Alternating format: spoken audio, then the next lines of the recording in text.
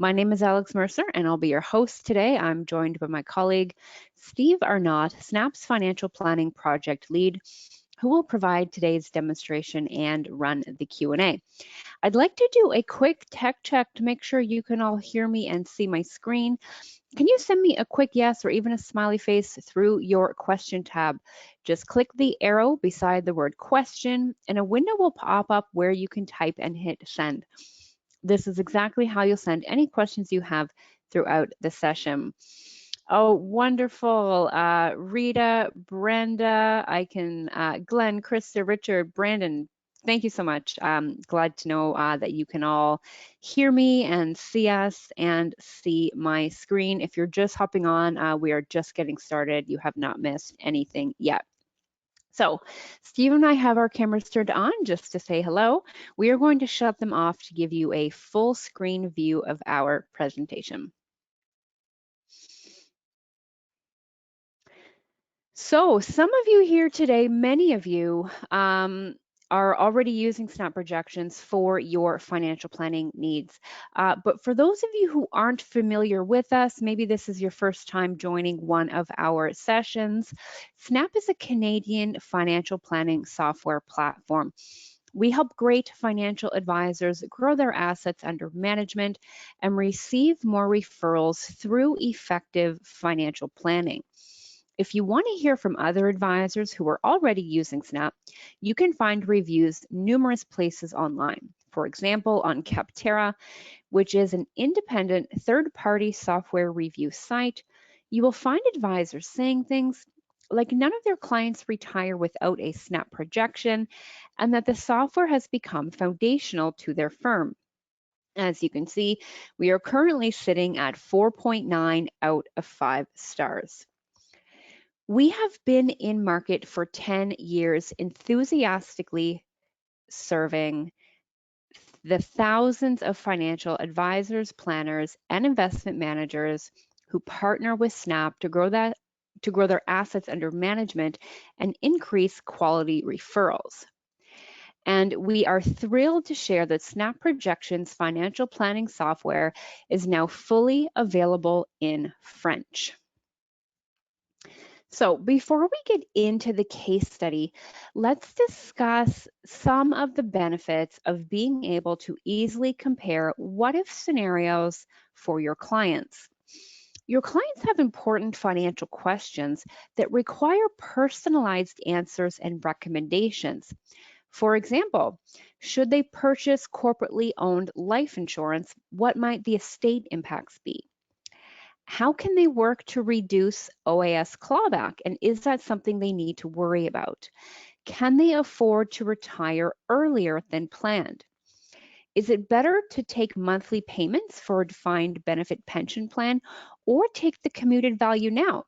And I will tell you that fourth question is going to be our next session in January, so stay tuned for the invitation for that. So as the advisor, you can provide truly personalized advice that leads to optimal client outcomes by building multiple what-if scenarios to compare options. So what you're going to see in just a few minutes here when I hand this over to Steve is how we can quickly build multiple plans, compare them, and then ultimately use this functionality to highlight the net difference between where we started and where we're going. This is how you, as the advisor, can not only improve your client's outcome, but easily demonstrate the value of working with you. This is a highly flexible module that allows you to pick which metrics you wish to compare and highlight. It allows you to change the timeline of your comparisons, and you can visually compare metrics with additional charts. Everything we are doing here is with the underlying goal of optimizing the client's outcome. So let's get to it. For today's case study, we are going to meet with our client, Corbin Shields, who resides in beautiful British Columbia. Corbin is 60 years old, turning 61 in January. He is hoping to retire quite soon, and he has come to the office today with 4 specific questions we are going to answer. First, when is the best time to start taking government benefits? Next, what is the best asset drawdown timing in order? Third, does he need to be concerned about any potential OAS clawback? And lastly, what would it look like if his home was downsized? So I'll get Steve to take over now and log into Snap. Perfect. Thanks so much, Alex. And thank you again, everyone, for joining us today. Snap Projections is a web-based platform, which means you can access your account from any Chrome browser on any computer without the need for a download.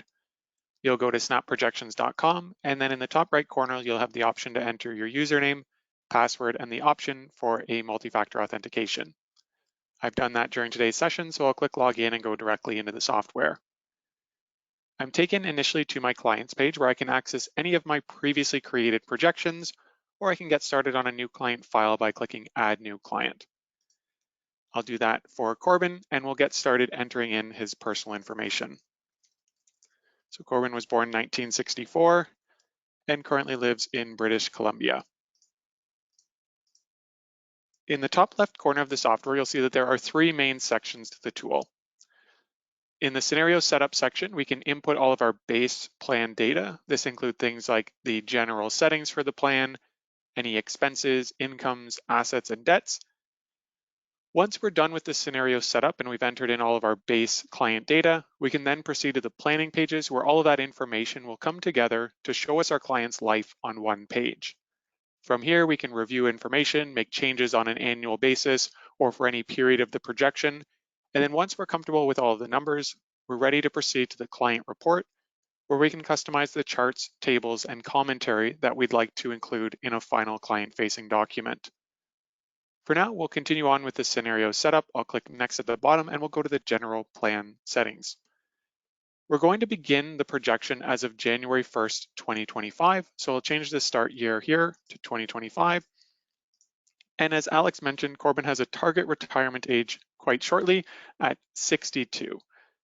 We're going to run the projection until age 100. We're going to use the FP Canada guideline assumptions for inflation. And then we've reduced the FP Canada guideline assumption gross returns to account for expected management fees, and we've input a net return of 1%, 2%, and 5%. On the expenses page, we can either enter in existing expenses and budget information if we have that available, or we can always leave this page blank, wait until we get to the planning page and have Snap help to calculate what an appropriate budget would be for the client given all of their financial figures. In this case, we do have a target in mind. Corbin is looking for $100,000 of net spending once he retires at age 62.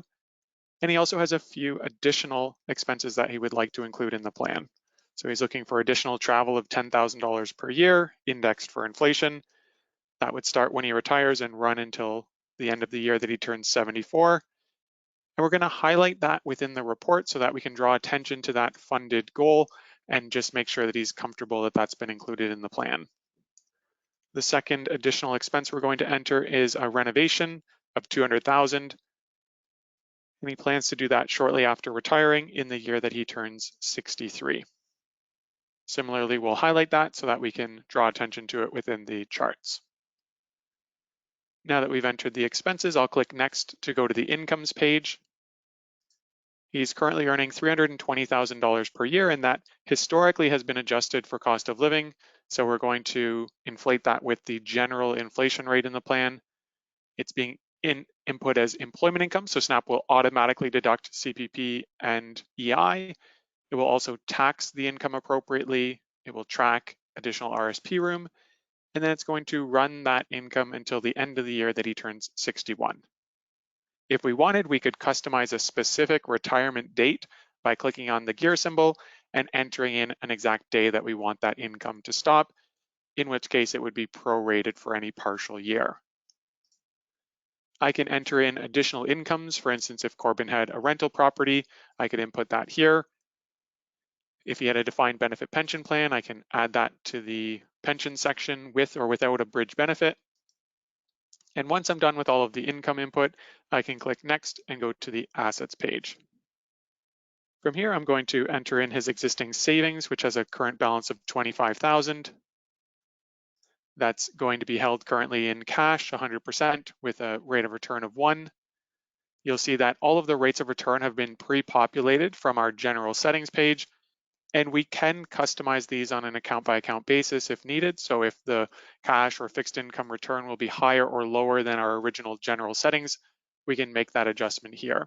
And then Snap will calculate the total portfolio return. Continuing on, we can enter in his non-registered investments, which have a current value of 1.4 million and an original cost of 1.1 million. And that's invested currently as 40% fixed income and 60% equity. He also has a tax-free savings account with 140,000, invested as 40% fixed income, 60% equity, and an RSP with 900,000, similarly invested as 40% and 60%. Now that we've entered in the accounts, we'll go to the top of the table where we have tabs for each of the registered account types. From here, we can access settings specifically related to the TFSA. So for instance, we can control the assumed contribution room starting at the beginning of the plan. If the client has carry forward available, we can increase the annual amount entered here. And this is a common theme throughout Snap. You can get started on a quick and simple projection using default conservative assumptions throughout the software, or you can come in and refine those settings on a client-by-client basis in order to tailor the plan to your client's unique circumstances. Similarly, for the RSP, we can input any carry forward room. In this case, because Corbin is maxing out his registered accounts each year, we're going to leave the annual limit. We could enter in a pension adjustment if the client had a defined benefit plan. We can base the RIF on a younger spouse if applicable, and set the RSP to RIF conversion age. So lots of customizable settings available as needed for your plans. Going back to the assets section, I'll scroll down to the real assets and input his home, which has a current value of 1.5 million and an original cost of 750,000. We'll appreciate that at the rate of inflation in the plan, and there's no capital gains applicable in this case as it is primary residence. If I wanted, I could add additional properties. I could either enter in a future purchase age if the client is saving up for a first home or an investment property, or I could enter in a future sale age if the client is going to downsize or liquidate later in retirement. With all of their assets entered, I'll click Next and go to the Debts page where we can enter in the remaining mortgage balance of 50,000, interest rate of 5%, and he's trying to pay that off prior to retirement, so he's making some accelerated payments of $4,000 per month. I can link that under the real asset column to the home so that if we sell the property at any time prior to the mortgage being repaid, Snap will automatically pay off the remaining balance at the same time. I'll click Next and go to Government Benefits. From here, we can control our settings for the Canada Pension Plan. In our base scenario, I'm going to use a start age of 65. And then you can either enter in an annual retirement pension dollar value. This would be applicable if the client is already receiving CPP or if they have a Service Canada statement on what they'll receive, or you can enter in a percentage of maximum approximation based off of their employment history. So in this case, we expect that Corbin will receive roughly 85% of the maximum once he starts at age 65. For old age security, in our base scenario, we'll start that at 65 and we'll leave the percentage of maximum at 100%. And just like that, in about 5 minutes, we've been able to input all of Corbin's personal information into the software. On the left, you'll see that we do have additional input pages available. We could add insurance policies if needed, add an RESP, customize additional settings, or enter in corporations. But for Corbin's case, we're all done with the scenario setup for now. I'm going to click Planning Pages at the top left so we can see how all of this information can come together to show Corbin's life on one page. Now, the planning page can seem overwhelming the first time you see it, but once you know what you're looking at, it's incredibly intuitive and a very powerful section of the software. On the left, we have the current year and our client's age. Then we have the calculated leftover cash flow that the client has, assuming all of their inputs currently in the scenario. This 129,000 is being calculated by taking the employment income of 320,000, subtracting off CPP and EI, subtracting off taxes, and then subtracting off the mortgage payments of 48,000. There's lots of other great data on the planning page. We have the taxable income total, the marginal and effective tax rates, all of the investment account balances and whether there are contributions or withdrawals being made. And then we have the home appreciating, the mortgage balance, and the net worth information. Any blue or purple value that you see on the page is fully customizable on a one-year basis or for any period of the projection. For instance, if Corbin is currently making TFSA contributions, I can click on the contribution withdrawal value of 0 and input the amount that he's contributing on an annual basis. Now I can either enter in a specific dollar value if I know how much he's contributing, or if he's maxing out the account, I can actually just enter in a number higher than the available limit. And when SNAP processes that request, it will see the available contribution room and drop my contribution down to that maximum amount automatically, providing guardrails and preventing me from accidentally over-contributing to an account. For the RRSP, I can hover my mouse over the contribution value to see what the contribution room is for that year. Here I'm going to enter in that dollar value specifically, but I could follow a similar approach to what I just did for the TFSA if I needed. And then he's also contributing $10,000 per year into the non-reg investment account. In the top right, you'll see that the Run Scenario button has now turned from green to orange, which means that I've made changes on the page that have not yet been recalculated throughout the planning pages. When I'm done making all of my changes and I'm ready to recalculate, I click the Run button. It's going to turn green, and that means that all of the numbers are up to date, reflecting my changes. So here, the TFSA was dropped to 7,000, 10,000 is going into the investment account, and then we're maxing out the RRSP. After we've made these contribution adjustments, if we go back to the calculated cash flow, you'll see that SNAP has now determined that there would be about 97,000 left for items outside of the projection. Then as we continue on into retirement, we'll see in 2026, our target spending goal of 100,000 kicks in. SNAP is indexing that over time for inflation. We're adding in our additional travel, our renovation goal, and then we can see on the right where that money is going to be funded from. So our CPP and OAS don't start until 65. So we're completely reliant on our financial assets for those first few years of withdrawals. So SNAP is taking exclusively from non-reg assets to start. You can see that there's a large withdrawal in 2027 to fund the renovation, and then we drop back down. Once government benefits kick in, we need a bit less from our non-reg. And then at age 72, you'll see that the RIF kicks in. We start taking the annual minimum, supplementing that with non-reg assets, continuing until the non-reg is depleted. Then we supplement with TFSA. And then eventually by age 92, Corbin is projected to deplete his current financial assets. If we look on the left, we can see how much Corbin would then be short each year going forward once he's out of financial assets to get a sense of whether he is on or off track for this goal. So he would have about 150,000 shortfall, and in total, he would be short by about 1.5 million by the end of the projection. And if we compare that shortfall to the financial assets, or sorry, the real asset value for the home of 3.4, even though there would be a shortfall, there is the potential of either borrowing against the home, downsizing, or selling the property and then renting from that point forward. We can see he does still have a positive net worth at the final estate of about $2 million. And the planning page can be a great way to digest the plan. We also have other options such as charts. So if I click on that at the top middle of the planning page, we can see the color-coded charts where money is going on an annual basis. So there's the base expenses.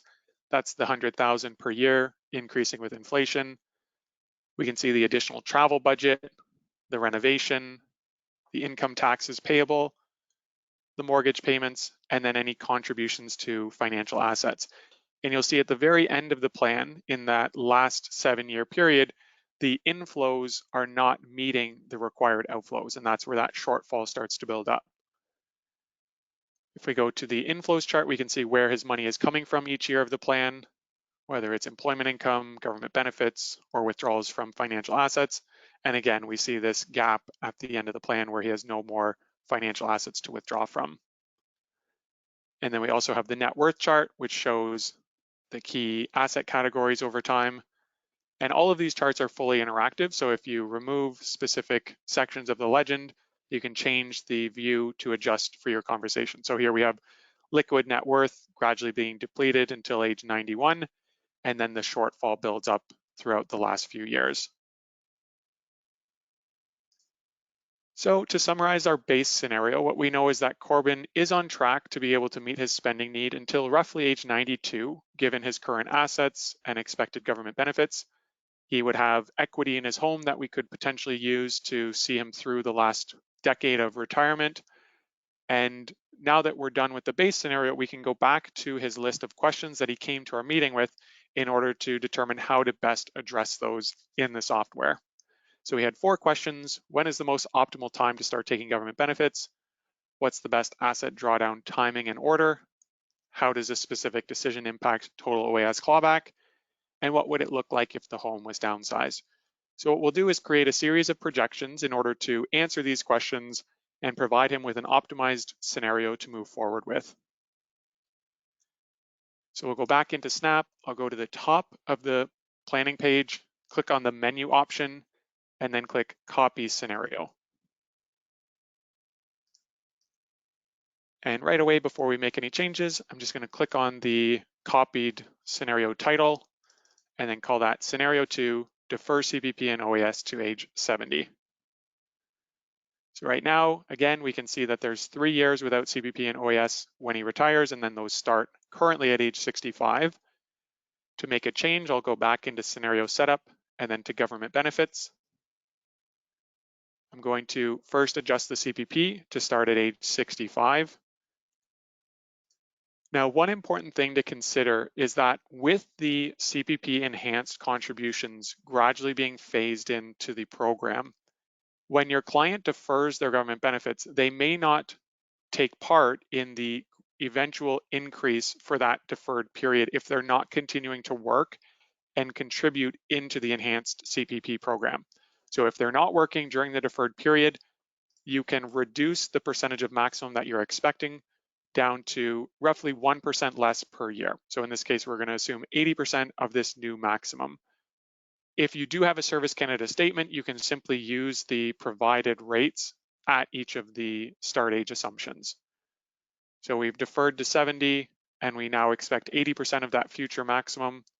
And then for old age security, we'll defer to 70, and no adjustment is required because there's no current adjustments being made to the OAS program. Now we can go back to the planning page and see how that will impact the projection for Corbin. Now there's this extended period at the beginning of retirement with no government benefits, and then increased values once they do begin at age 70. If we scroll to the right, we can see that Snap is automatically increasing the amount coming out of the financial assets to make up the difference. Continuing down, we can see that the withdrawals continue automatically, and there's now a shortfall at age 93 instead of 92. So we've essentially pushed that shortfall out 1 year by deferring government benefits in this case. And then the total shortfall at the end of the plan is 1.2 million instead of 1.5. So this does appear to be advantageous if Corbin does live an extended period. So that's the first question that we wanted to address. The next we can do is the best asset drawdown timing and order. And we're going to compare each of these scenarios in much more detail shortly, but we just want to create the base scenario that we can then use to compare outcomes and assumptions with our client. So now, in order to test an alternative drawdown, right now what we can see is that when the RIF kicks in at age 72, the forced taxable income coming out of that account plus the increased government benefits is creating a bit of OAS clawback during that initial period. In addition to that, once the non-reg and TFSA money runs out, we're starting to rely entirely on the RSP, and that's also creating a spike in OAS clawback.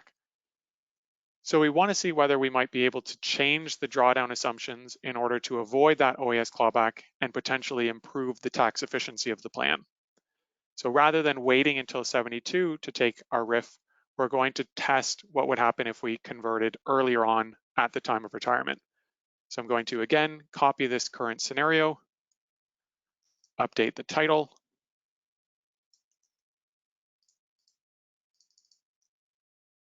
so we're going to have early RIF conversion. And that process is as easy as going into scenario setup and then assets, going back to that RSP RIF tab that we looked at earlier, and then changing the assumed conversion age to 61, the year prior to retirement. Now, if we go to the planning page, we'll see that the RIF withdrawals start right away. As a result, we're using less non-reg money during that initial period. If we look at the OAS clawback column, there's much less applicable during the early period and a reduced amount once the accounts start to run out. And that's because we've prolonged the lifetime of the non-reg and TFSA by using some of the registered money earlier in the plan. So now that we have our 3 scenarios for consideration, I'm going to click on the menu option at the top of the software and then click Compare Scenarios. I'm going to select all 3 and then compare the selected plans. And so from here, we have quite a few options to be able to compare our scenarios across a customizable set of metrics. So on the left, we have the metrics that we want to include. On the right, we have the 3 scenarios that we've created so far. And then we have key values that we can use to assess the outcomes, the differences, and what the best path forward would be for Corbin. So in terms of goal progress, this is a very quick reference value that tells us how much of the client's retirement spending goal is covered through available resources. So in our base scenario, he was projected to have about 83% of his spending needs covered. When we deferred CPP and OAS, we improved that by about 3% up to 86. And then we deferred government benefits and started RIF early, and we didn't make a large enough impact to change the percentage, but we can still see whether this might be a preferred path forward over scenario 2 with other metrics. Continuing on, we can see that the total lifetime expenses are similar in all 3 plans. So we haven't changed the spending assumption. We're comparing apples to apples, which is important. Lifetime personal tax, we can see it increases from our base scenario to the scenario where we've deferred government benefits. And that makes sense because we've added roughly another $300,000 of taxable government benefits. And so you would expect to see an increase in total taxes paid. We've also increased the OAS clawback a bit due to the changes in taxable income and the amounts of OAS being received. Then once we started the RIF early, we can see that we were able to reduce taxes payable throughout the plan by about $100,000 and reduce OAS clawback by about $40,000. So if we continue and look at the estate, we can see that the final estate after tax value in the 3rd scenario is about $40,000 higher than the 2nd scenario, which is about $100,000 higher than the 1st. So we've made improvements with each step that we implemented in the plan. But you can see they're relatively decreasing over time as we make the major improvements that are possible. So this is a valuable analysis, but one pushback or consideration is this is currently assuming that the client lives until age 100, which may not be the case. They might pass away at 90 or 80. So we have 2 options available. We can either change the comparison table to look at alternative ages for the final estate, or we can go into trends in the top left and view this information in the form of a chart, which factors in every year of the projection. So here we have the estate after tax, which has been customized as the only chart included in this current analysis. You can select which charts you want to include in the bottom left and then save that either for the current plan or for all future plans. But in this case, we can see that the base scenario is fairly fairly advantageous for about the first 10 years, and then it starts to taper off and fall underneath the other three scenarios later on, because with taking CPP and OAS at 65, Corbin's getting less of that benefit in the future. Once you defer, you see that there's a large drop off in the first 20 years because we've deferred government benefits, but then eventually scenario 2 starts to outpace our base scenario later on in the plan. But with scenario 3, we're above and beyond the other two scenarios in almost all years throughout the projection. So this does appear to be the most optimal drawdown and government benefit timing option available for Corbin's particular client scenario. And this is an important piece. This analysis is factoring in the client's taxable income, their marginal rates, their the types of accounts that they have, their target spending, any lump sum spending.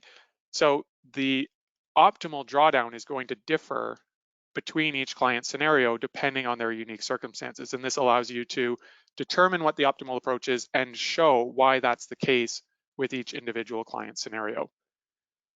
So then going back to the summaries, we can compare across a wide range of metrics. We can select which metrics we want to include. So for instance, with this plan, there's no corporation included, so we could always just uncheck the corporate values. And then we can save that either for this current scenario or for all future scenarios as well. So now that we're fairly comfortable with scenario 3, the last question that Corbin had for us was what would happen if he were to downsize his home later in retirement. So what we're going to do is copy this scenario one final time, update the title. So in this case, we're creating scenario 4. We're deferring CPP and OAS. We're starting RIF early, and then we're going to downsize the home at age 80. To downsize the home, I'll go to Scenario Setup and then Assets. I'll scroll to the Real Assets section, and I'll enter in a future sale age of 80. I'll add a new real asset, call it Downsized Home. And then I'm going to enter in the cost that would be paid in the future year of the purchase. So this is not the current dollar value. This is the inflation adjusted future purchase price assumption within the plan. So we're going to buy that at age 80 for 1.6 million using proceeds from the home sale. So now that I've adjusted the real assets, I can go into the planning pages and see the impact on Corbin's outcome. I'll scroll all the way to the right to the real assets section where I see the home appreciating over time. We sell it for 2.2 million. We purchase the downsized home for 1.6, and that frees up about $600,000 of cash, which gets reallocated in the plan into the financial assets in a tax efficient manner. So we're topping up the TFSA based off of the available room at that time, and then putting the rest into the non-registered assets. As a result of that top up, we can see that the withdrawals continue on, and we have about $100,000 left in liquid cash at the time of the end of the projection. So by unlocking about 600,000 of equity, we'll be able to fund Corbin's full expected spending needs, while still having the downsized home as a fallback or buffer within the plan. So now that we've created that fourth scenario, we can go back up to the menu, click on Compare Scenario, and include all 4 of them now in the analysis. We can take a look at the trends section again to review how this new plan compares to the others. So here, if we look at scenario 4, there's a small expected dip right after they sell the home related to loss of value in that transaction, but very quickly, because they're avoiding needing to borrow against the property, the fourth scenario ends up being quite advantageous by the end of the plan. If we go back to summaries, we can either look at all 4 scenarios, or we can go back and select just the base scenario and scenario 4. So I'm going to uncheck the 2 middle plans. And that's going to allow us to show the value that we've unlocked for Corbin through this planning process. So with the base, fairly simplified standard path forward, he would be short for his spending need. He would have government benefits of about 1.3 million and a final estate of about 1.9 million. with the changes that we're recommending related to government benefits and registered assets, we're able to increase the expected lifetime government benefits by about 400,000. So here we have the difference. We're able to reduce OAS clawback almost entirely, and ultimately increase the final estate by about 588,000. So it's a very powerful way to illustrate the benefits of a change in path forward. Both the summaries and the trends can be exported from the software by clicking on print in the top right corner, and then you can create a customized table in order to share with your client. Similarly, for the trends, we can include any of the charts that we would like, and then click print, and then share that comparison and analysis with our client.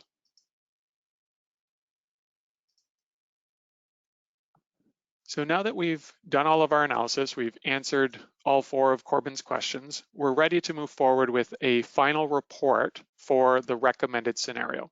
So we're going to proceed with scenario 4, and we can do things like use the recommendations engine. So if I click on that at the top, you'll see that right now we have a target spending of 100,000 a year starting at 62. We're slightly overfunded by about 117,000.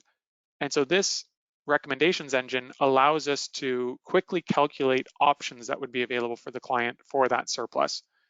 So for instance, if we calculate the sustainable spending, Snap will tell us how much more Corbin could spend each year in order to use up that projected surplus. Now in this case, it's fairly limited just because it's a small overfunded goal. But if he had a large surplus at the end of the plan, Snap will show us how we can use that up. Similarly, if the client was further away from retirement, we might propose an earlier retirement. If the client is underfunded, if they don't have enough money for their target, then Snap can help us calculate things like the required savings, so how much the client would have to put away between now and retirement to get on track, or how much longer they would need to continue working given their current level of savings. After we've reviewed the recommendations for the plan, we can then go into the client report in order to create our customized charts, tables, and commentary that we want to share with Corbin. So in this case, I'm going to create a fairly simplistic report. I'm going to click on Report Builder in the top left. This is where I can customize what pages I want to include in the report. And you have the option to include anywhere from 1 to roughly 50 pages, depending on the complexity of the plan and your client's circumstances, in order to really make sure that you have all of the resources that you need to have the conversations with your clients that you want. Typically, advisors using Snap will include anywhere between 10 and 15 pages, and you can customize which ones to include by just selecting and reordering the pages in this list. For the purpose of our demonstration today, I'm just going to use a 2-page summary report, which is referred to as our snapshot in Snap. So you can quickly display a lot of key information in a very digestible manner. So I'm clicking snapshots only. You'll see the other pages are grayed out, so they're going to be excluded from the final deliverable.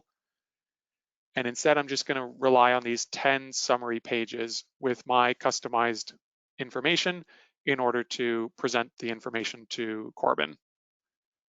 So now that I've selected the pages to include, I'll go to Report Editor, and I can review each page individually to make any changes needed.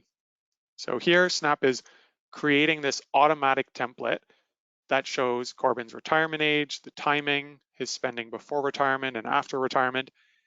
And the most important thing I want to emphasize with this is that these values are referencing specific variables within the software. So you don't have to update plans for your client's name or their retirement age, because these are always referencing the template within the software. And as you change that information in the future, or as you move to a different client scenario, it's going to update for that specific client's circumstances. And you can even use these templates within your own language by adding additional bullets. So if I say additional travel, starting at, and then on the right, I have access to all of those template variables. I can say at retirement age, and then I'll say in retirement year. And this way, if I change those assumptions within the software, it will automatically flow through to my report. Clicking next, we can see the assumption summary These are the most material assumptions underlying the plan. You can add additional ones as bullets if you'd like, or remove anything that isn't relevant. For the goal status, we can see that 101% and the additional spending that has been calculated would be possible, or we can enter in additional bullets, so leaving a larger estate.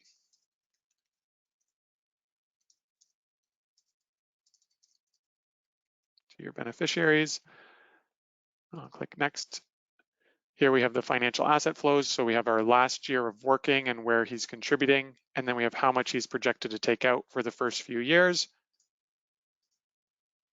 We have the net worth statement broken out by section, the expense summary, so where his money is going each year, his net worth, so see the financial assets and the drop in real assets once he downsizes, where his retirement income is coming from, the final estate, and then a customizable recommendation summary where we can input any additional text that we would like to include. So I just have some general congratulations and next steps and information about moving forward. So now that I've customized everything in the report editor, I can then click on Report Preview in order to view the final document before I generate and download the PDF. So here we have our nice, simple, digestible report, goal summary, assumptions, status. So you can very quickly see whether you're on track, where your money's coming from, what's been included in the plan, and then what should you be doing going forward. Now, we have had to move fairly quickly through the software today, and we haven't been able to show everything that it's capable of. There are a lot of other features that can be used as applicable to client circumstances. So we have things like the stress testing module, which can allow you to run historical or randomized rates of return through your projections rather than the standard static returns. We also have needs analysis to help make sure whether enough insurance is in place. We have charitable donations and the ability to donate in-kind contributions, and a wide range of other tools that can be used and enabled as needed. The moment you sign up for a free trial, you'll have immediate access to our customer success team and our help site. So if you click on help in the top right corner, go to the help center. You can find webinars on a wide range of topics. So being able to learn more about dedicated functionality or best practices when using the tool. You can also search for key terms if you want to learn how to input an inheritance into the software. There's a dedicated article for all of those types of transactions. And then if you get stuck and you have any questions, you can call our team directly or send us an email and we can schedule a call or get back to you directly there. With that, I'm going to pass it back over to Alex to walk us through a few next steps, and then we'll open it up for questions. Wonderful, Steve. Thank you so much. Yes, so as Steve just said, we have covered a lot this hour, but we are here to address any and all questions in just a moment. So get them in now while you can through your question tab. And we've got a few of them coming in already. So you saw at the beginning that we do have a special offer for those of you here with us today. This is a new offer and we are really excited to be doing something different after taking in advisor feedback and suggestions.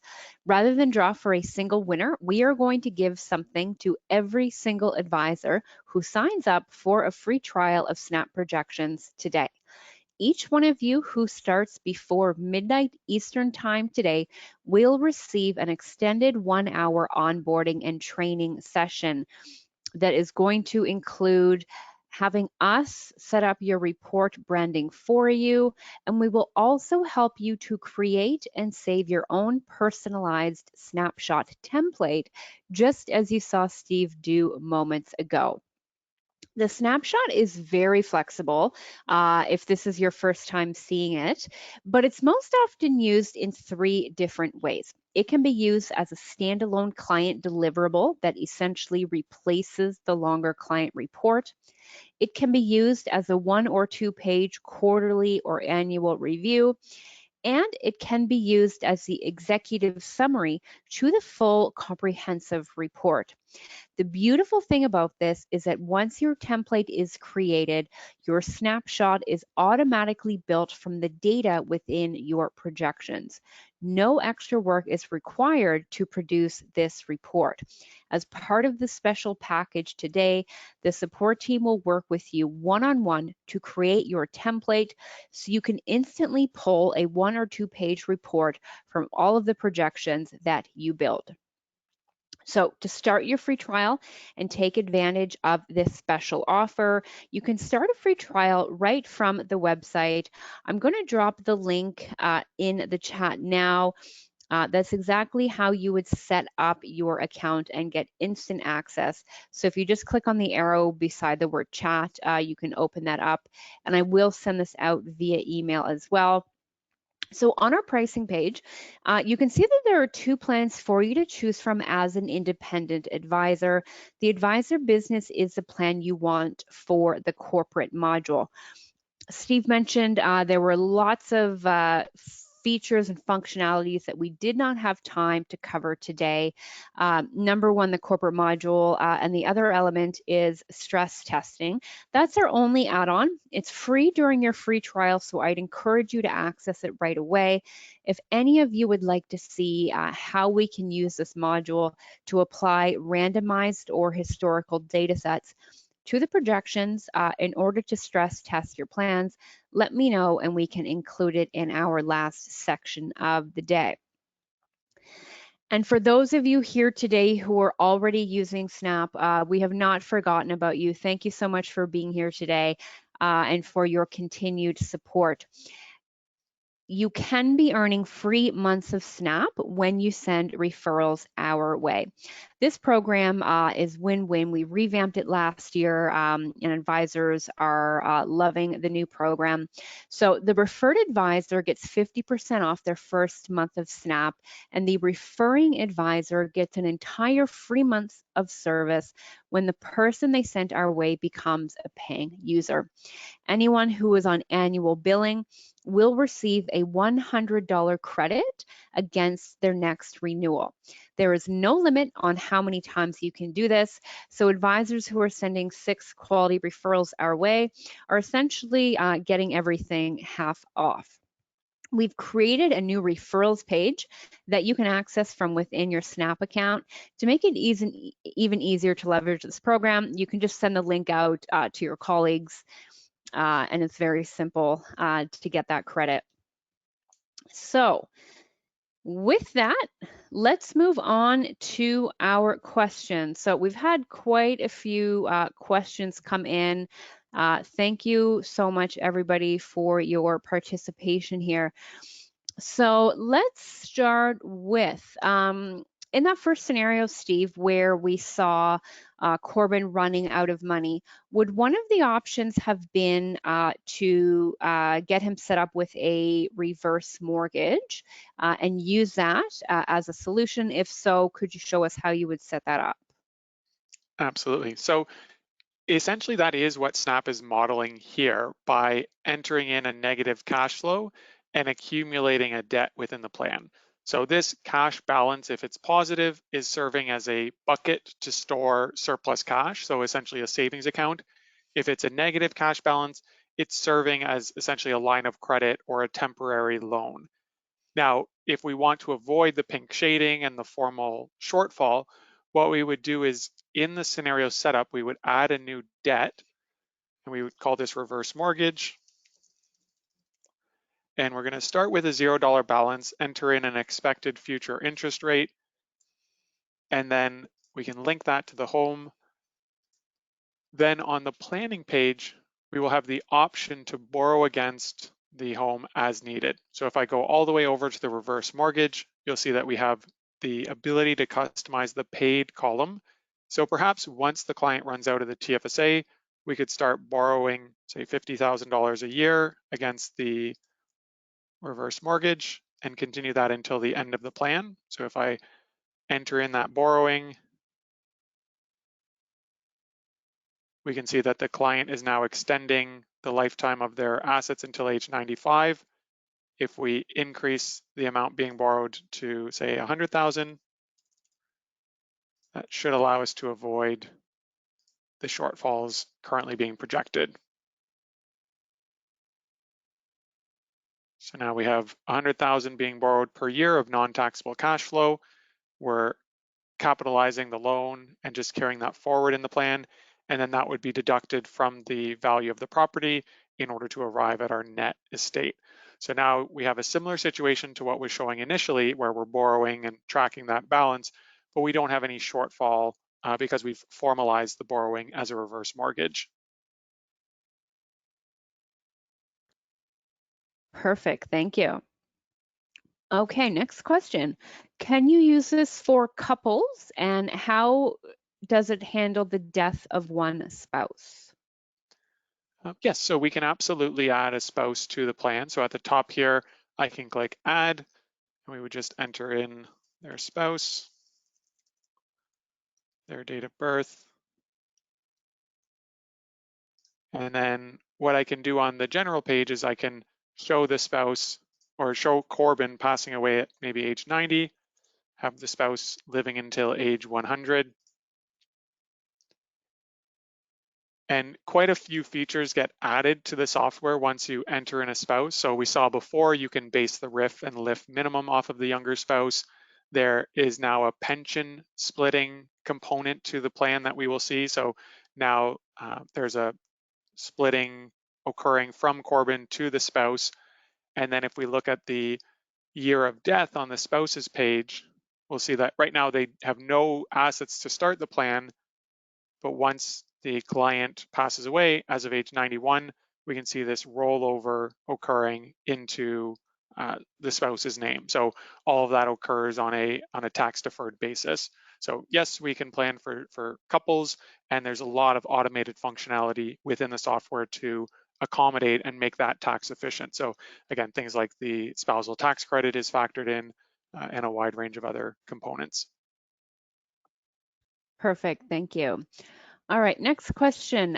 Is there an option to carve out some assets, possibly from a home sale, to use to purchase an annuity or a life insurance policy, and then also demonstrate how that would impact the after-tax estate value? Yes, so if we take, for instance, scenario 4, and I'm just going to copy this.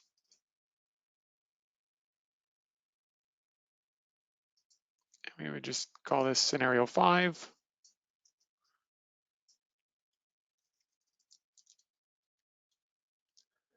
And so what we might want to do at age 80 would be, of this proceeds, we might buy an annuity from that point forward in the plan. So what we would do is enter in an expense for the annuity purchase. So that might be 200,000 as of that future year of age 80. And then we would pair that with an income from the annuity. So annuity income, that might be 20,000 a year with no indexing, and that would start at age 80 and then run until the end of the projection. So you have the ability to indicate if it's taxable. You can split it into two components if part of the annuity income will be taxable and part not, but this is where we would enter in the income. And then on the planning page, we can go to that future year. We see the annuity purchase using up some of the proceeds that were previously going into the non-reg. And then we have the annuity income being paid out from that point forward. And then what we could do is compare the two scenarios to see whether that might be advantageous. So we had scenario 4, we copied it and added in the annuity, and now we can see whether one is better than the other. So the annuity has increased their cash flow for spending, and it has increased their final estate. Now I've just made up the annuity quote. Once you have the actual information and expected cost and incomes, you would be able to provide a detailed comparison. And then we would also be able to compare it in terms of the trends. So you'll see there's a large drop off right after we've purchased the annuity, assuming there's no guarantee period.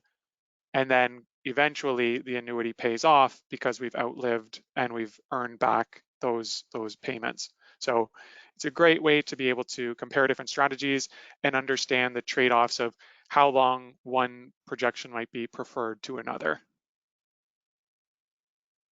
Perfect, thank you. Okay, next question. It's two questions, but they're really around the same topic. So the first question, is it possible to show retirement assets come from open, I'm assuming that means unregistered, and RRSP at the same time instead of running down, in the order that we've seen? And the other question that goes with that, is there a method of running a minimum lifetime tax scenario? So you can probably answer that all together. Perfect. So yes, we can definitely control any aspect of the decumulation strategy. You'll see here we've actually done that already by converting the RSP into a RIF early in retirement. What that is doing is it's blending withdrawals from the two sources. So we're taking the minimum from the RIF and then everything else from the non-reg. If we wanted to, we could override the RSP to take a specific amount each year. So I could take maybe 70,000 a year, index that for inflation, and copy that down until the RIF would, until age 72, for instance. So if I want to take out a specific dollar value from any of the accounts, I can enter in an override, and then SNAP will adjust all of its other withdrawals around that value.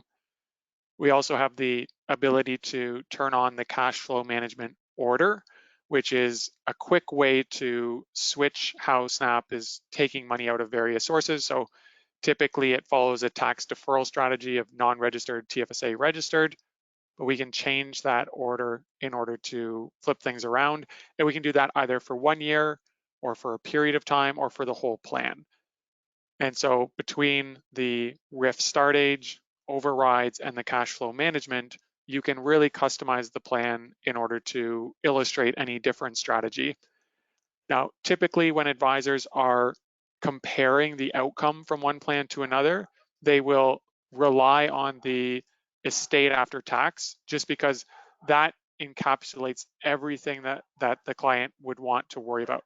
Essentially, the estate after tax is showing you how much the client would have available for personal use if they continue to live, or how much their estate would have if they were to pass away. The concern with solving for a minimum tax or any other variable is that it might not ultimately lead to the best outcome for the client. The joke that some will say is the easiest way to pay no taxes is to have no money. So if you give everything away, your plan has zero taxes, but that's also not the best outcome for your client. So knowing which metric is ideal to optimize for, and then being able to compare the scenarios across that metric is what's important for creating the most value for the client. And that's what the scenario comparison tool is designed to do.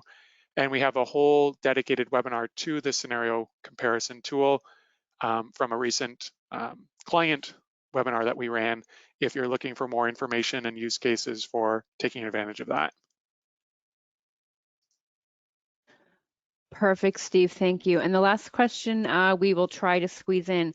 Can you just cover how we are determining current and future tax rates, assumptions, et cetera, that are built into the software?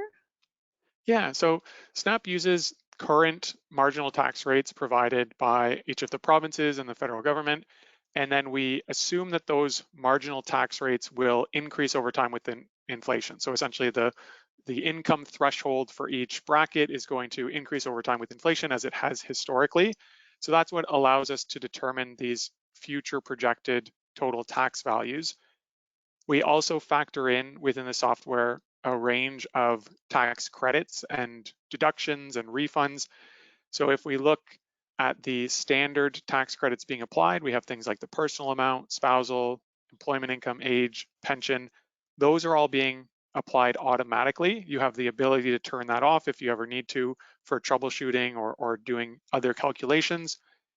And then you can also enter in things like additional tax credits, so disability tax credits, or if a client has a tax deduction from a previous RSP contribution or anything of that nature, or if they have a taxable benefit from work.